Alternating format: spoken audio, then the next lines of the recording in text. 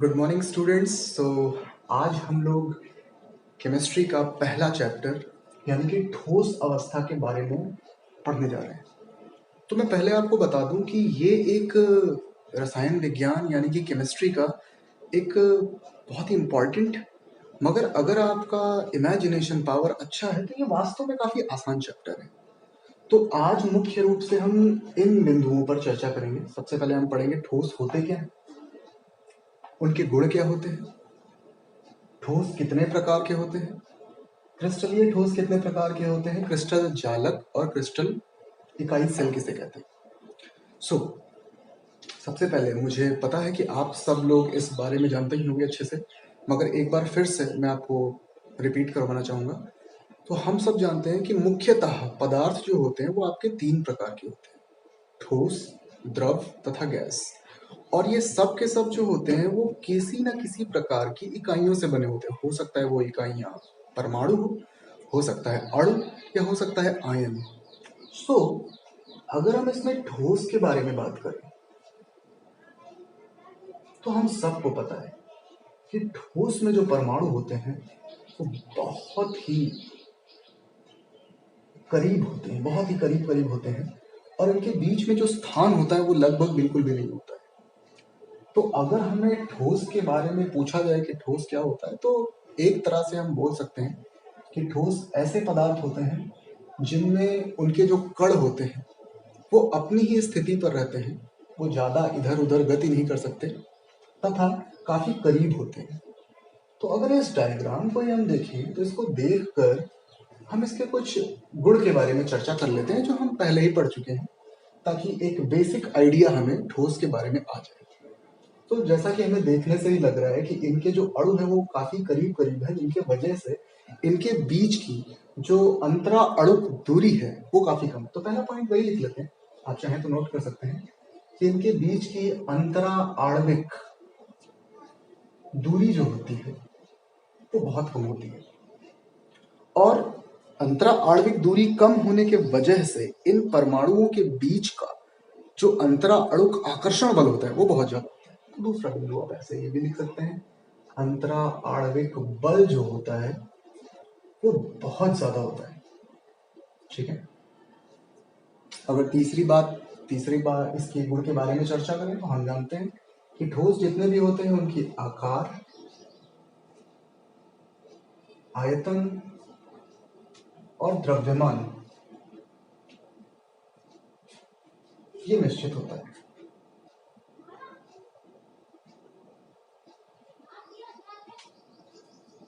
चौथा बिंदु, अगर हम यहाँ देखें तो जितने भी ठोस होते हैं वो क्या होते हैं, असंपीड्य होते हैं, यानी कि अगर आप इस पर बल लगाते हैं तो ये दबेंगे नहीं, ये कंप्रेस नहीं होते, यानी कि असंपीड्यता। पांचवें बिंदु में हम इसको लिख सकते हैं कि इनका घनत्व ज्यादा होता है, लगभग सबका। आप लिख सकते हैं कि इसमें अधिकतर जो आपके ठोस होते हैं वो क्या होते हैं, विद्युत तथा ऊष्मा के सुचालक होते हैं, विद्युत तथा ऊष्मा के सुचालक। ठीक है। तो नॉर्मली ये आपका हो गया। एक बिंदु और चाहे तो आप ऐड कर सकते हैं, इनके जो परमाणु हैं चूंकि इनके बीच का अंतरा आणुक आकर्षण बल बहुत ज्यादा है, तो उस वजह से इनका गलनांक यानी कि मेल्टिंग पॉइंट इसका गलनांक तथा क्वथनांक ये अधिक होता है। तो बेसिकली हमने पहला पोर्शन यहाँ पर कवर किया है, ठोस किसे कहते हैं और इसके गुण क्या होते हैं। अभी हम पढ़ेंगे कि ठोस के प्रकार क्या होते हैं।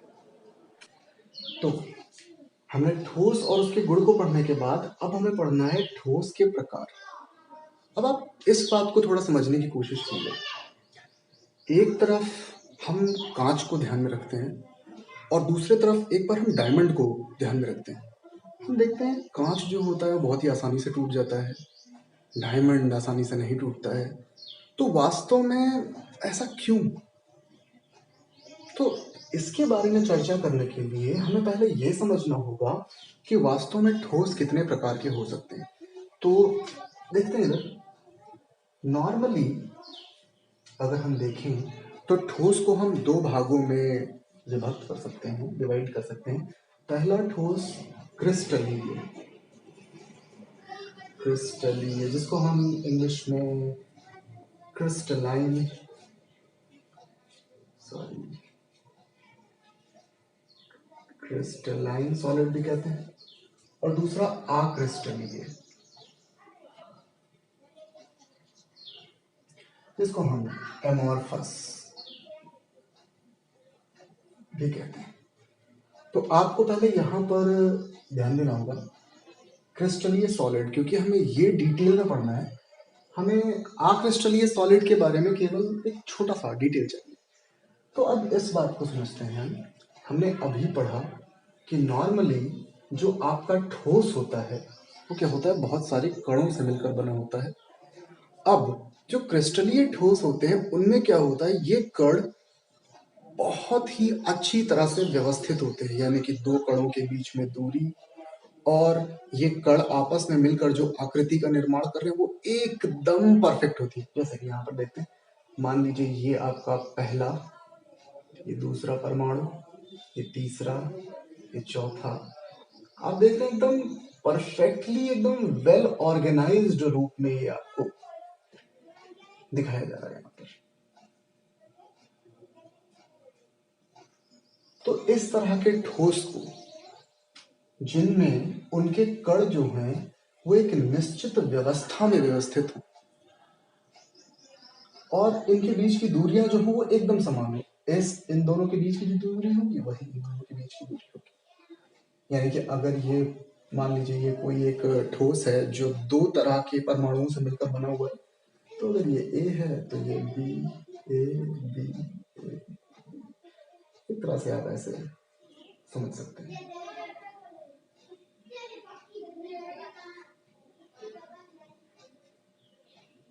और ये जो आपका एक पैटर्न है, ये जो एक तरह का पैटर्न है कि ए के बाद बी को आना है, फिर ए को आना है, या इनके बीच की ये जो दूरी है, या ये जो आकृति बना रहे हैं इस तरह की, ये पूरे के पूरे ठोस में बाकायदा व्यवस्थित होगी।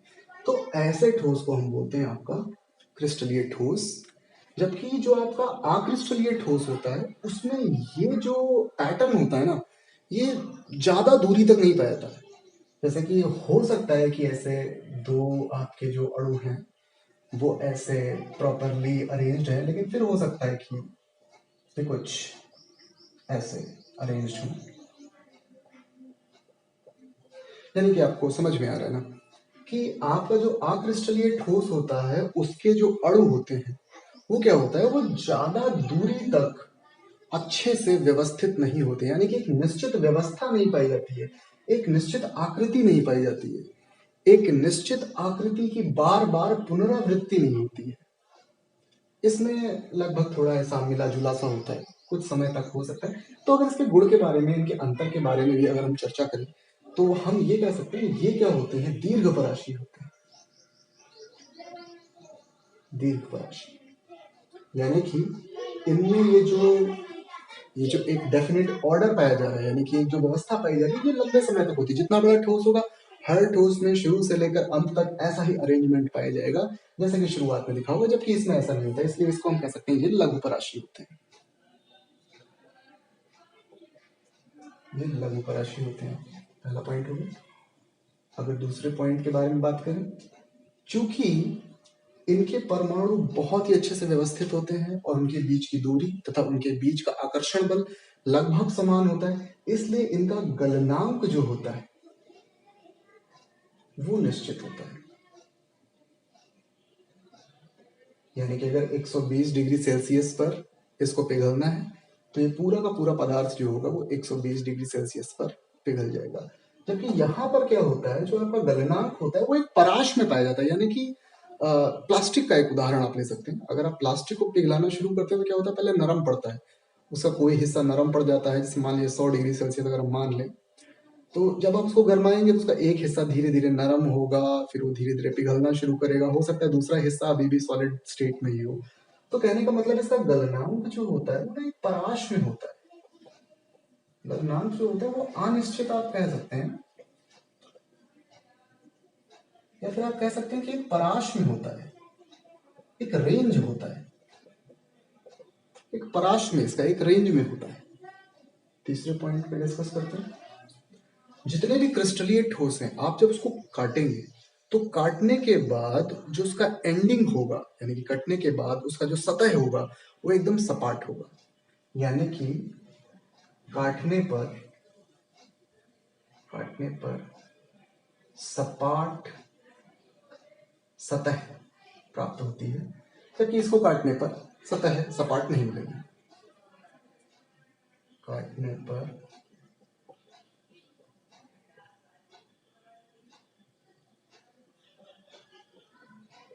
सपाट सतह नहीं मिलेगी। ठीक है।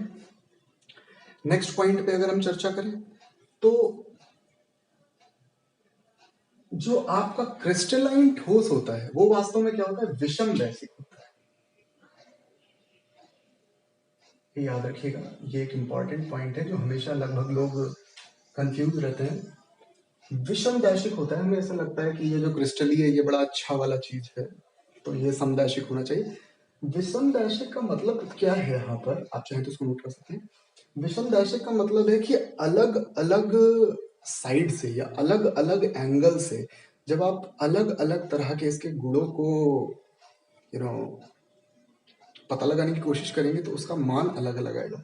इसका एक कारण भी है, आप यहाँ देखिए ना, ऊपर वाली अगर हम सतह की बात करें तो ऊपर वाले सतह में जो परमाणु है वो कैसे अरेंज है, ए बी के रूप में। जबकि अगर हम यहाँ से इधर से अगर इसके गुण को हम स्टडी करना चाहें तो हम देखेंगे परमाणु कौन से आ रहे हैं, ए। तो एक ये अंतर होता है। तो बेसिकली ये विषम दैशिक होते हैं, अलग अलग आप एंगल से जब इसके गुणों को स्टडी करना चाहेंगे तो क्या होता है, अलग अलग आता है। ये समदैशिक होता है। ऐसा कुछ नहीं होता कि इसमें हर तरफ से सेम ही आएगा, ऐसा कुछ भी नहीं है कि इसको अलग अलग एंगल से देखेंगे तो वो बहुत समान आएगा। इसमें कोई ऑर्डर ही नहीं पाया जाता है तो कोई मतलब ही नहीं रह गया इसका। तो ये आपका पॉइंट हो गया। तो ये हमने इसका दूसरा पोर्शन यहाँ पे कवर किया। अच्छा, एक पॉइंट और आप लिख सकते हैं, जितने भी क्रिस्टलीय ठोस होते हैं वो सब क्या होते हैं, वास्तविक ठोस होते हैं। और वास्तविक क्या हो गया, वास्तविक क्या मतलब कोई नकली भी होता है क्या? मेरी हिंदी थोड़ी सी गड़बड़ है, इसके लिए क्षमा कीजिएगा, आप समझ जाइएगा। ये वास्तविक ठोस है। और ये जो होते हैं यानी कि जो अक्रिस्टलीय होते हैं इनको हम बोलते हैं आभासी ठोस। आभासी, या इसी को अतिशीतित द्रव भी कहते हैं। अतिशीतित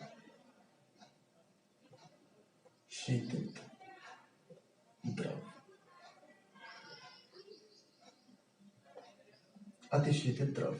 वास्तविक ठोस आपको समझ ही आ रहा होगा, ठोस के जितने भी गुण हमने पहले पढ़े हुए थे वो सब कुछ इसमें पाए जाते हैं, इसीलिए इसे वास्तविक ठोस कहते हैं। अब ये आभासी ठोस क्या है या फिर ये अतिशीतित द्रव क्या है, तो इसके उदाहरण पहले आपको ध्यान में लाने होंगे। अक्रिस्टलीय ठोस के उदाहरण आपके होंगे कांच, आपका रबर। इन सब को अगर आप ध्यान से देखेंगे तो कहीं ना कहीं आपको ये ठोस से थोड़े डिफरेंट लग रहे हैं। इन्हीं को अगर कायदे से देखा जाए तो एक और क्वेश्चन आता है, कांच को अतिशीतित द्रव क्यों कहते हैं? तो नॉर्मली जो ठोस होते हैं ना, उनके जो परमाणु होते हैं या जो भी उनकी इकाइयां हैं जिनसे वो मिलकर बने हैं, वो क्या होता है, अपने स्थान को छोड़ते नहीं, यानी कि उनमें फ्लो करने की पॉसिबिलिटी नहीं होती है। जबकि कांच को क्या होता है, ऐसा देखा गया है कि अगर आपके घर में कोई कांच लगा हुआ है, 5-6 साल बाद आप उसको अगर देखेंगे तो 5-6 साल बाद क्या होगा, वो ऊपर का पोर्शन पतला रह जाएगा और नीचे का मोटा हो जाएगा, जो इस बात को समझा रहा है कि इसमें अभी भी फ्लो हो रहा है परमाणुओं का, अणुओं का, जिनसे भी मिलकर ये बने। तो इस वजह से उसे अतिशीतित द्रव कहते हैं, क्योंकि उसमें बहने की टेंडेंसी यानी कि फ्लो करने की टेंडेंसी अभी भी पाई जाती है। तो ये पोर्शन आपका यहाँ पर कवर हुआ क्रिस्टलीय ठोस के प्रकार। अब ये तीसरा और मोस्ट इंपॉर्टेंट पोर्शन जो हम कवर करेंगे वो है क्रिस्टल जालक और इकाई सेल।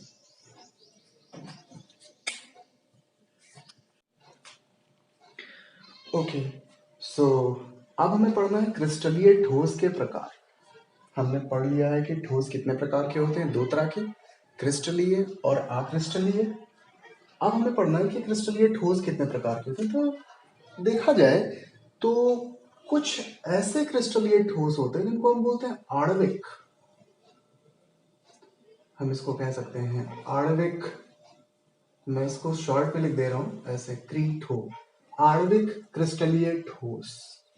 आपको नाम से ही पता चल रहा होगा कि क्या है, एक तरह का क्रिस्टलीय ठोस है, परंतु ये बना किससे हुआ है, इसमें अणु है, जैसे जैसे H2, जैसे I2, यानी कि इनके जो अवयव कण हैं ये किससे मिलकर बने हुए हैं, ये अणुओं से मिलकर बने हुए हैं, अणु से। ठीक है, हम सब जानते हैं कि अणुओं के बीच में क्या होता है, एक बहुत ही वीक फोर्स काम करता है जिसको हम बोलते हैं वंडर वॉल बल। वंडर वॉल्स बल, या इसी को हम लंदन बल भी कहते हैं, लंदन बल। अब आप सोच रहे होंगे हाइड्रोजन तो एक गैस है, वो ठोस कैसे हो सकता है? तो बिल्कुल, ठोस हाइड्रोजन इसके उदाहरण होंगे, ठोस H2, ठोस I2। जब हम किसी भी गैस को बहुत ही ज्यादा ठंडा करते हैं और उस पर बहुत ही ज्यादा दाब लगाते हैं तो क्या होता है, वो ठोस में परिवर्तित हो सकता है।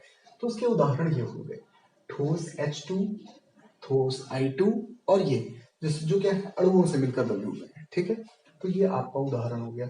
अब इसमें भी जो आणविक ठोस होते हैं ये कई तरह के होते हैं। एक तो आपके हो गए जो ध्रुवीय, वास्तव में वो बने हो अणुओं से ही, लेकिन उनमें क्या है, वो अणु कैसे हो, ध्रुवीय। जैसे कि आपका HCl, आप अगर गौर करें इसमें एक जो है उसकी विद्युत ऋणात्मकता बहुत कम है, जिसकी वजह से उसके ऊपर एक पॉजिटिव चार्ज हम अज्यूम कर सकते हैं, और दूसरा वाला जो है जिसके ऊपर जिसकी विद्युत ऋणात्मकता बहुत ज्यादा है, तो हम उसको इसके अपेक्षाकृत ज्यादा नेगेटिव मान सकते हैं। तो इसमें ऐसे ध्रुवीय ध्रुवीय आणविक क्रिस्टलीय ठोस हो जाते हैं। ये सब कुछ तो सेम होगा, आप जानते हैं अणुओं से ही मिलकर बने हुए होंगे। इनमें वैंडर वॉल फोर्स तो पाया ही जाता है, साथ ही साथ क्या होता है, जो इन ध्रुवों के बीच में, जैसे मान लीजिए दो HCl है, जैसे मान लीजिए हमने सॉलिड HCl ले लिया, तो अगर हम ऐसे HCl इधर लेंगे तो इनके बीच में भी एक वीक ऐसा फोर्स काम करेगा। तो नॉर्मली इसके उदाहरण, इसके साथ साथ एक ध्रुवीय ध्रुवीय अंतःक्रिया भी उसमें पाई जाएगी, ध्रुवीय फोर्स छोटा सा पाया जाएगा। इसके उदाहरण आप ले सकते हैं, HCl हो गया, SO2 हो गया, इत्यादि। ठीक है, और अगर ध्यान में लाया जाए तो एक आपके अध्रुवीय हो गए, यानी कि जिनमें कोई भी ऐसा वैंडर वॉल फोर्स ना पाया जा रहा हो, लेकिन हो वो आणविक क्रिस्टलीय ठोस ही। एक और होता है हाइड्रोजन आबंधित। हाइड्रोजन, मेरी राइटिंग बहुत बेकार है, क्षमा चाहूंगा आपसे। हाइड्रोजन आबंधित, ठीक है। अब ये क्या होता है, आपने एक फोर्स पढ़ा होगा, हाइड्रोजन बॉन्ड, हाइड्रोजन आबंध। आपने देखा है कि कोई भी ऐसा जो बहुत ही ज्यादा विद्युत ऋणात्मकता वाले तत्व होते हैं, जैसे ऑक्सीजन हो गया, नाइट्रोजन हो गया, है ना, इन सब के साथ अगर हाइड्रोजन जुड़ा हो, ठीक है, तो इनके बीच में एक एक्स्ट्रा फोर्स काम करता है जिसको बोलते हैं हाइड्रोजन बॉन्डिंग या फिर हाइड्रोजन आबंध। तो ये वो वाला फोर्स है कि भैया है तो ये आणविक क्रिस्टलीय ठोस ही, लेकिन इनमें क्या है, हाइड्रोजन आबंध भी पाया जा रहा है। तो इसका उदाहरण आपका बर्फ हो सकता है, क्योंकि बर्फ वास्तव में होता क्या है, H2O होता है। ऑक्सीजन जो है वो बहुत ज्यादा इलेक्ट्रोनेगेटिव है, विद्युत ऋणात्मक है, और हाइड्रोजन इसकी अपेक्षाकृत कम है। तो हाइड्रोजन हाइड्रोजन के बीच में एक एक्स्ट्रा बॉन्ड काम करेगा, जिसे हम कहते हैं हाइड्रोजन आबंध। इसीलिए हम देखते हैं दो बर्फ को अगर एक दूसरे के ऊपर चिपका के रखो तो वो चिपक जाता है, वो हाइड्रोजन बॉन्डिंग की वजह से होता है। ठीक है, तो ये आपका हो गया आणविक क्रिस्टलीय ठोस। किससे बना होता है, अणुओं से। कौन सा फोर्स काम करता है, वंडर वॉल फोर्स। उदाहरण हमने नीचे लिख लिए। कुछ और होते हैं इसी सब कैटेगरी, ध्रुवीय ध्रुवीय, अध्रुवीय अध्रुवीय, हाइड्रोजन आबंध एंड सो ऑन। दूसरा इंपॉर्टेंट, आयनिक, आयनिक ठोस, ये हम पढ़ चुके हैं। आयनिक ठोस क्या होते हैं, ये आयन से मिलकर बने होते हैं, एक ऋण आयन और एक पॉजिटिव आयन। जैसे फॉर एग्जांपल आपका NaCl, एक प्लस और एक माइनस, एक धातु एक अधातु, और इनके बीच में गजब का फोर्स, एक गजब का आकर्षण बल पाया जाएगा, जिसको हम कहेंगे कूलॉम फोर्स, हम कह सकते हैं इसको कूलॉम बल, या इसको शायद स्थिर वैद्युत बल भी कहते हैं, स्थिर वैद्युत बल, स्थिर वैद्युत बल, इलेक्ट्रोस्टैटिक फोर्स ऑफ अट्रैक्शन। इसके उदाहरण आप कुछ भी ले सकते हैं, NaCl हो गया, MgO हो गया, कुछ भी आप ले सकते हैं, एक कोई भी, जितने भी आपके आयनिक उदाहरण होते हैं, ठीक है। आयनिक ठोस के बाद एक तीसरे तरह का ठोस हो सकता है, इसे हम कहते हैं धात्विय ठोस। इससे हम भली भांति परिचित हैं, जितने भी ठोस हैं आपके पास, लोहा हो गया, सोना हो गया, चांदी हो गया, कॉपर तांबा हो गया, जिसके तार वार बनते हैं, जितने भी धातु होते हैं, जितने भी धातु होते हैं वो किस तरह के ठोस होते हैं, धात्विय ठोस। अच्छा, ये हमने फिजिक्स में पढ़ा होगा, आपने ध्यान किया होगा जब हम पढ़ रहे थे कि धातु वास्तव में होते क्या हैं। धातु बहुत सारे आयंस से मिलकर बने होते हैं, बहुत सारे आयंस ऐसे होंगे, ऐसे ऐसे करके ये आपके धातु के परमाणु हैं, उनके बीच में बहुत सारे इलेक्ट्रॉन्स ऐसे घूमते रहते हैं। शायद आपको याद आए, आपने इसको विद्युत में पढ़ा होगा, इलेक्ट्रिसिटी, ठीक है, ये आपने शायद ध्यान आया होगा हल्का सा। तो वास्तव में धात्विय ठोस किससे बना हुआ है, एक तो धनायनों से, क्योंकि ये इनमें से जो इलेक्ट्रॉन्स निकले तो ये धनायन हो गए, तो धनायन, और ये किसके मध्य में है, बहुत सारे इलेक्ट्रॉन्स के, तो एक तरह से हम कह सकते हैं धनायन और इनसे, इनके इलेक्ट्रॉन्स हम कह सकते हैं, इनके इलेक्ट्रॉन, इलेक्ट्रॉन, ठीक है। ऐसा करके बोला जाता है कि इलेक्ट्रॉन के समुंदर में धातु के आयन, खैर ऐसा आप समझ सकते हैं इसे।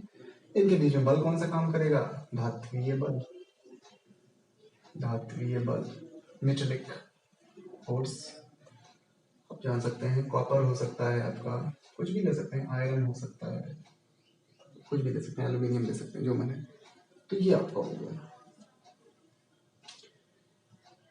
एक चौथा फोर्स जो हमें पढ़ना है वो है सह संयोजन, सह संयोजी ठोस। कोई कोई ठोस होते हैं जिनमें हम जानते हैं कि सह संयोजन बल, यानी कि कोवलेंट बॉन्ड पाया जा रहा है, जैसे डायमंड बहुत ही ज्यादा हार्ड होता है और उसमें क्या होता है, सह संयोजन बल पाए जाते हैं, कार्बन कार्बन के बीच में कोवलेंट बॉन्ड पाए जाते हैं। तो ये आपका अगला ठोस, सह संयोजी ठोस। इनमें क्या होता है, परमाणुओं के बीच में ये पाया जाता है, हम जानते हैं। बल कौन सा होगा, सह संयोजी। उदाहरण में आप लिख सकते हैं हीरा, हीरा कार्बन होता है, ग्रेफाइट ये भी कार्बन होता है, क्वार्ट्ज, क्वार्ट्ज